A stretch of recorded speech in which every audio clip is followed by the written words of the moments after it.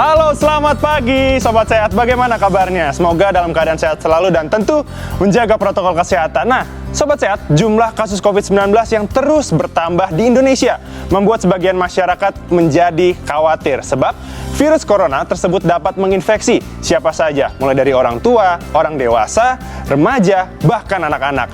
Menurut data WHO, kasus kematian anak akibat virus corona di Indonesia ini menjadi yang tertinggi di Asia. Nah, Ayo Sehat hari ini akan mengulas waspada penularan COVID-19 pada anak bersama saya, Elgin Fridianto.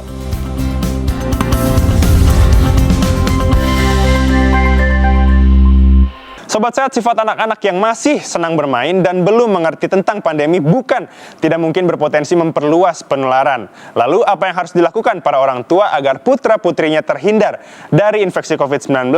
Nanti akan hadir dokter spesialis anak dan influencer parenting. Tentu kita akan berbincang banyak tentang bagaimana melindungi anak-anak dari paparan COVID-19. Sebelumnya, kita lihat informasi berikut ini. Sobat Sehat, angka penularan COVID-19 hingga kini masih cukup tinggi. Di sejumlah negara, lonjakan jumlah penderita pun kembali terjadi. Bahkan ada yang menerapkan kebijakan lockdown untuk mencegah penyebaran virus corona di negaranya. Sementara di tanah air, peningkatan jumlah pasien COVID-19 perharinya juga mendapat perhatian sangat serius dari pemerintah.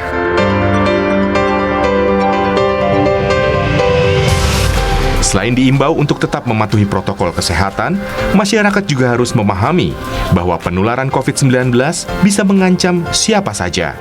Tidak hanya pada orang dewasa, tapi juga anak-anak, termasuk balita. Dan ini patut diwaspadai. Pasalnya, gejala COVID-19 pada anak cenderung ringan, seperti pilek biasa atau bahkan bisa tanpa gejala. Hal ini diduga karena pada anak-anak, kelenjar timus yang terlibat dalam sistem imun tubuh masih bekerja secara maksimal. Bagi para orang tua, pandemi yang sekarang dihadapi wajar menimbulkan kekhawatiran tersendiri. Mereka tentu tidak ingin buah hatinya terpapar COVID-19. Sifat anak-anak yang masih senang bermain dan belum mengerti tentang pandemi semakin meningkatkan potensi terjadinya penularan. Dan ini menjadi tantangan bagi para orang tua untuk memberi pemahaman kepada anak-anak mereka. Terlebih jika buah hatinya masih berusia balita. Tentunya akan sangat sulit jika diajarkan tentang protokol kesehatan 3M, memakai masker, menjaga jarak, dan rutin mencuci tangan dengan air mengalir. Belum lagi banyak anak-anak yang tidak nyaman menggunakan masker saat berkegiatan di luar rumah.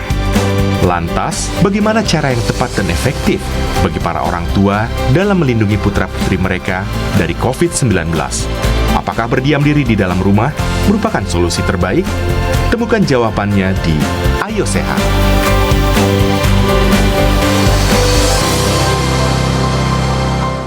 Sobat Sehat, kita akan ulas lebih dalam lagi cara pencegahan penularan COVID-19 pada anak dan perawatan yang tepat apabila anak terinfeksi COVID-19 bersama dokter spesialis anak dan tentu influencer parenting. Jangan kemana-mana, Ayo Sehat akan kembali usai jeda berikut.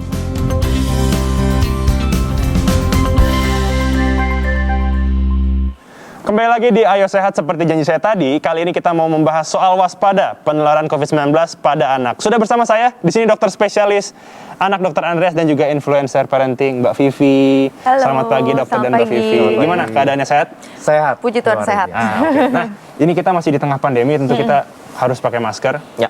Kita berbincang. Jadi kalau ngobrol nggak perlu senyum ya? Nggak perlu senyum. Soalnya. Nggak kelihatan. Itu refleks dok. Itu refleks. Nah, ini kita langsung ke tema aja ya, Mbak Vivi dan juga Dr. Andreas. Mungkin saya ke Dr. Andreas dulu nih, Dok. Ini kan pro dan kontra. Anak-anak dikatakan tidak mudah tertular oleh atau terpapar COVID-19. Ini benar apa enggak sih, Dok? Sebenarnya enggak. Sama aja. Jadi potensi penularan itu bukan dari, kan yang dibahas dari kemarin adalah kekebalan tubuh. Tapi potensi penularan itu karena memang terpapar terus sama orang-orang yang sering yaitu keluar rumah. Jadi potensinya sama besar ya, sama. Selama ikut andil di dalam kerumunan itu ya dia tetap berpotensi gitu. Misalnya orang tuanya keluar, balik ke rumah ya dia tetap berpotensi. Sama besarnya sama orang dewasa. Jadi nggak ada bedanya. Nggak ada bedanya. Oh, berarti untuk pro dan kontra ini ternyata benar ya. Tidak sama saja ternyata sama dengan orang dewasa. Nah, betul. Ini kan di Indonesia mungkin jumlahnya terbilang masih sedikit, tapi ternyata tingkat infeksinya ini paling tinggi ya di Asia nih dok. Apa betul dok? Benar, jadi untuk kasus anak ini gitu sebenarnya ini nggak sedikit ya, itu gila gede banget, makin lama makin naik. Dari awalnya 2%, 3%, 4%, 5%, sekarang udah 8%, itu makin lama makin tinggi. Kenapa begitu? Ya itu tadi, karena kita bilang potensinya lebih rendah daripada orang dewasa. Enggak, untuk penularannya sama saja. Makanya karena sepele di awal, akhirnya nih angkanya pada anak itu akhirnya terus naik dan menanjak.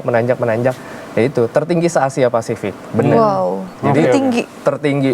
Kesannya kayaknya angkanya sedikit tuh. Tapi ternyata, angka kita ini dengan sedikit itu ternyata kita udah paling tinggi se-Asia Pasifik. Oke, baik. Nah, Bentar lagi ntar dunia itu. Iya, makanya. Aduh, jangan dong dok. Iya, makanya Amit-amit juga sih ya. sampai, iya bener. Oke, nah dok, kira-kira ini kan tentu dari anatomi sendiri anak-anak dan orang tua mungkin berbeda. Untuk treatment khusus mungkin ada nggak sih dok? Sebenarnya gini, kalau khusus untuk COVID ini gitu, baru-baru ini kita keluarin yang baru dari Ikatan Dokter Anak gitu, bahwa klasifikasinya itu dari yang mulai tanpa gejala, gejalanya ringan, sedang, berat, sampai yang kritis. Kalau misalnya ringan ataupun tidak gejala, kita biasanya nggak treatment apapun, kecuali sportif. Nah, sportifnya itu Vitamin gitu. vitamin, Ya, dok? hanya dua, vitamin C sama zinc. Tapi untuk yang sedang, berat, dan kritis itu ada terapi tambahan lain seperti antibiotik.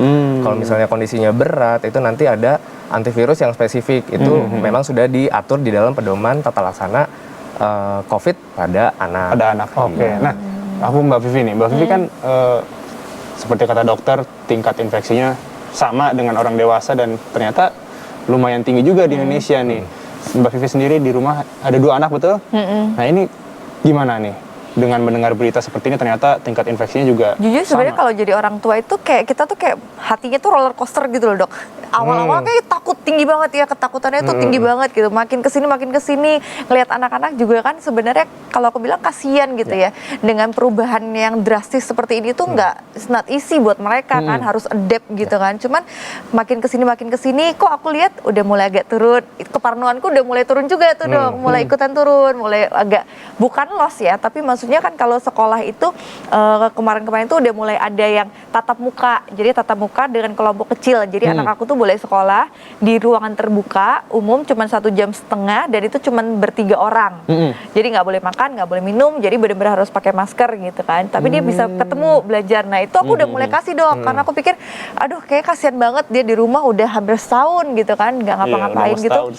Sekolahnya juga udah mulai jumpalitan nggak karu-karuan kan kalau online school udah nggak karuan. Akhirnya aku kasih. Itu udah happy banget gitu aja, dia happy walaupun cuma sebentar. Cuman kesini lagi kok tingkatnya tinggi lagi. Nah itu bikin aku jadi kayak, waduh nih kayaknya udah nggak bener lagi nih. Akhirnya udah stop lagi. Jadi dibilang parno banget sih aku tuh, ya parno sih. Tapi maksudnya nggak mau menunjukkan bahwa kayak terlalu mengurung atau gimana gitu. Aku juga kasihan gitu, karena aku ngerasa mereka juga punya hak ya untuk mereka juga boleh main gitu kan. Cuman kan tetap maksudnya main ya kalau dia main di tempat umum atau di mana ya nggak kasih juga sih. Maksudnya kita nggak yang jajan ke mall, nongkrong di mall juga nggak pernah juga gitu. Nggak kayak gitu. Mbak Vivian sendiri ini kan tadi sempat bilang parnonya naik turun juga ternyata kan. Nah, bener. dari kemarin sebelum adanya pandemi ini kan proses adaptasinya bagaimana nih ketika diserang pandemi untuk memperlakukan anak-anak kan pasti berbeda nih. Apalagi kan dulu normal, oke bebas lah kalau mau main, sok silahkan. Tapi kalau misalnya sekarang harus ditahan dulu nih, gimana Mbak? Nah kebetulan anak aku tuh yang satunya emang udah besar, udah 8 tahun, baru 8 tahun. Yang satunya masih 2 tahun dok. Jadi kalau yang gedenya udah bisa dikasih tahu, yang kecilnya juga kayak ya udah di rumah juga nggak apa-apa gitu. Jadi kayak, jadi ya it's okay. Jadi mungkin aku lebih untung kali ya. Kadang-kadang mungkin yang gede suka kayak agak protes gitu. Aku pengen main atau apa gitu. Kapan aku sekolah lagi? Cuman dikasih pengertian sih dia ngerti. Cuman kadang-kadang ada ups and down-nya gitu kalau lagi belajar sekolah online gitu. Cuman kadang-kadang jadi kebetulan rumah ada sahabatnya dia rumahnya deket kan kita tahu ya dok, maksudnya dia keluarganya jaga juga gitu. Jadi aku juga kasih kadang-kadang dia main ke rumah temennya gitu, tapi cuma iya tetap pakai masker, pulang mandi ya paling kayak gitu-gitu sih. Dan karena memang sekolahnya juga bagus, jadi selalu mengajarkan anak-anaknya tuh pokoknya dikasih tahu terus gitu tuh nggak boleh yang emang kita lagi nggak boleh jalan-jalan ke mall ya, nggak boleh kayak gini, nggak boleh kayak gini, tiap pulang kemana harus mandi kayak gitu-gitu. Jadi dia ngerti banget sih. Oke, nah Dok, ini kan Mbak Vivian juga kan tentu sangat menjaga tentunya Iya. kan untuk protokol kesehatan, bahkan waktu pulang pun harus mandi dulu. Nah, ini kan tentu tingkat kematian di Indonesia untuk anak juga terbilang cukup tinggi tadi Iya. kata dokter. Nah, ini untuk klaster keluarga dan juga klaster sekolah, meskipun sekolah ini belum dibuka, ini kan salah satu penyebabnya kan, Dok. Iya, betul. Mungkin bisa diberi penjelasan, Dok, kenapa? Jadi bener, tadi udah deh, protokolnya bagus nih. Kita tahu temennya tadi protokolnya juga bagus. Tapi kita nggak tahu juga gitu, walaupun dia protokolnya bagus, ada potensi orang tua yang keluar. Ya misalnya kita lah, kita keluar untuk bekerja, kita sudah jaga. Kita jaga dengan segala cuci tangan, pakai masker, pakai face shield. Disinfektan mungkin. Itu memang kalau pakai masker 90% kan menghindari ya. Tapi kita nggak tahu orang lain. Kalau kita pakai sama-sama masker gini ini bagus nih. Tapi kalau misalnya kita pakai tiba-tiba dia ngelepas, nah kita nggak tahu. Jadi tetap ada potensi. Makanya kalau kita sih menganjurkan memang temen aja nggak boleh gitu, keluarga aja nggak boleh, apalagi temen gitu. Kita yang keluarga inti aja kalau boleh, memang nggak serumah, jangan berkunjung dulu sebisa mungkin. Kenapa? Karena begitu kita datang, kita nggak tahu di jalan ketemu siapa atau di dalam perjalanan itu kita ngapain. Walaupun pakai mobil pribadi, kita nggak tahu di dalam mobil itu kita nyimpen apa enggak. Tiba-tiba ada potensi kita nularin orang lain yang kita jumpain. Nah itu sebisa mungkin sih dihindarin. Kalaupun tadi memang itu ya terpaksa banget misalnya harus berkunjung karena atau apa-apa, ya itu berarti semua tuh screening semua untuk detect dulu ini ada apa enggak gitu, supaya kita tahu bahwa ini tidak berpotensi untuk saling menularkan gitu. Jadi yang terbaik memang stay at home, ya benar-benar stay at home, bukan stay at home tapi ntar ketemu-ketemu. Nah itu yang akhirnya klaster keluarga tuh meningkat. Mungkin di keluarga inti kan udah biasa gitu ya. Tapi keluarga besar. Keluarga besar nih suka berkunjung-berkunjung, apalagi kemarin nih. Makanya kan kemarin liburan Natal tahun baru tuh angkanya sampai 10 ribuan. Nah itu seperti itu kurang Oke. lebihnya. Nah, Dok, ini kan tadi sempat bilang ada screening juga kan. Yep. Nah, untuk umur berapa kira-kira yang sekiranya harus secara rutin mungkin ya di screening? Harus mulai dari umur berapa nih? Sebenarnya kalau yang screening gitu, umur berapapun boleh, selama dia berpotensi kontak dengan orang-orang yang Terkena gitu, keluar, terpapar gitu ya. keluar ya gitu. Jadi itu harus. Kalau memang dia tidak ada gejala, tidak ada kontak dengan orang-orang yang potensi di luar gitu, itu nggak usah. Ini dalam artian di swab, Dok, atau bagaimana? Di swab. Di swab. Iya, pilihannya Kalau tuh anak selalu kecil-kecil swab. gitu masih 1 tahun gitu di swab gimana ya, Dok? Iya, pilihannya memang kalau untuk kita tahu kalau memang udah potensi misalnya aku lah misalnya sebagai dokter aku keluar gitu. Ketemulah sama orang-orang yang punya potensi untuk sakit itu. Ya mau nggak mau kalau misalnya aku punya gejala, aku mau nggak mau keluarga aku semua ya di swab. Bukan Tapi lagi kalau anak rapid. kecil kalau di bawah umur itu dia swabnya juga tetap harus hidung mulut, Hidung Dok? dan mulut. Hidung dan mulut. Aduh, Oke, sakit nggak baik, tuh? baik. Iya Nah, memang. Dok, ini kan tentu meskipun anatominya berbeda dengan orang dewasa, anak kecil, tapi untuk gejalanya apa sama? Gejalanya mirip. Mirip. Gitu. Nah, mirip. Jadi yang tadi gejalanya tuh dari mulai ringan sampai berat. Yang ringan ya tahu demam, atau mungkin gak ada demam cuma batuk, gak ada batuk cuma pilek, nggak ada pilek cuman pernafasannya nggak bisa ngidu, nggak bisa cium tuh. Nah itu. Oke. Atau muncul diare, atau mual muntah, atau cuma muncul ruam, beda-beda. Atau bahkan nggak ada gejala. Bahkan muncul ruam juga. Muncul ruam itu Oke. sekarang pikirkan dulu kenapa? Ternyata reseptor virus SARS-CoV-2 ini di tubuh anak itu banyak banget gitu, ada di beberapa tempat sehingga menimbulkan gejala-gejala yang beda-beda. Oh, tapi kalau cuma gejalanya yang ringan tadi itu, Dok, cukup diberikan supporter aja udah cukup tuh. Ya. Vitamin gitu-gitu Ya, aja. tadi, kalau untuk gejala nggak ada gejala ataupun gejala ringan, nggak perlu dikasih obat Nggak perlu. aneh-aneh.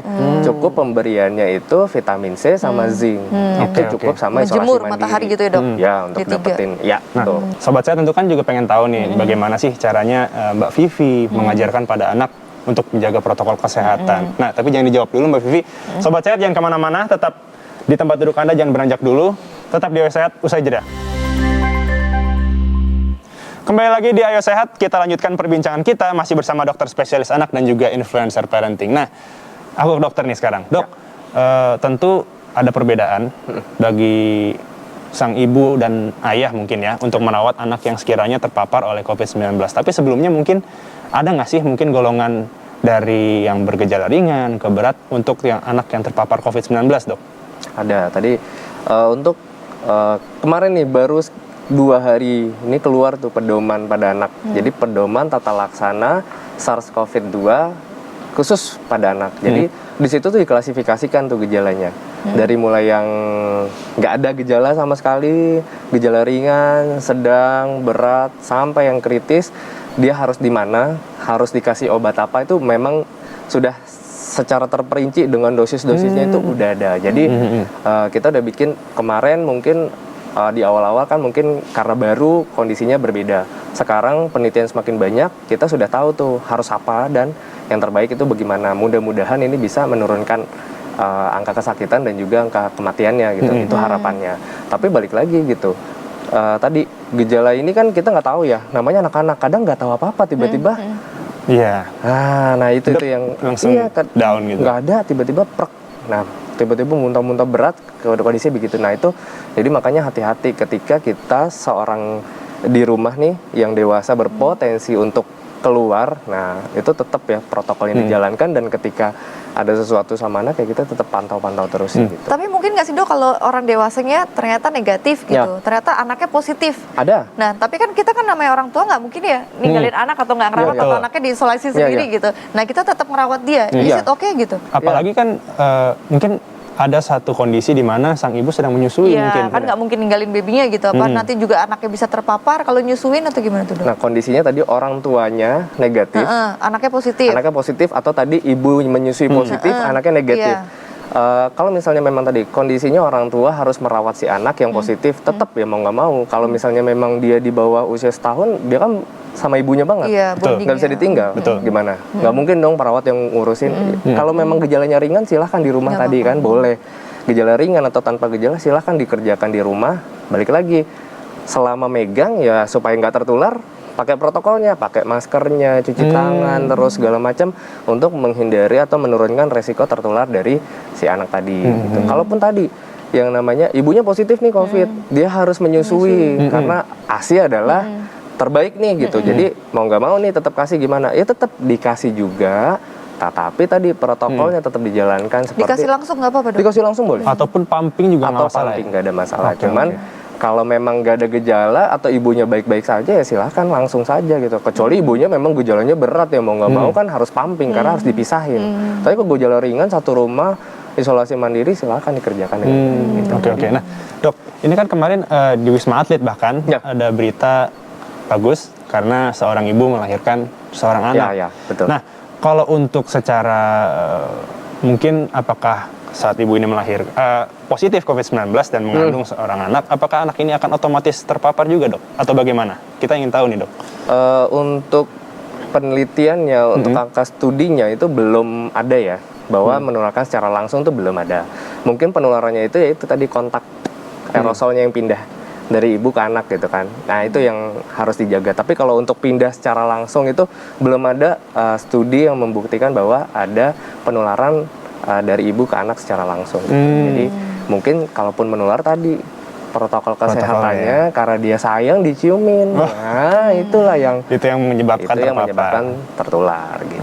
Baik. Nah, Dok, aku mau ke Mbak Vivi dulu nih. Nah, tadi kan protokol kesehatan agak mungkin itu dibilang sedikit lalai ya karena menciumin anak mungkin. Iya. Mbak Vivi sendiri kan mungkin di tengah PSBB ini ada pembatasan untuk bekerja di luar, tapi tidak menutup kemungkinan juga untuk Mbak Vivi keluar untuk melakukan pekerjaan. Protokol kesehatan seperti apa sih yang Mbak Vivi lakukan saat pulang dan agar bisa kembali?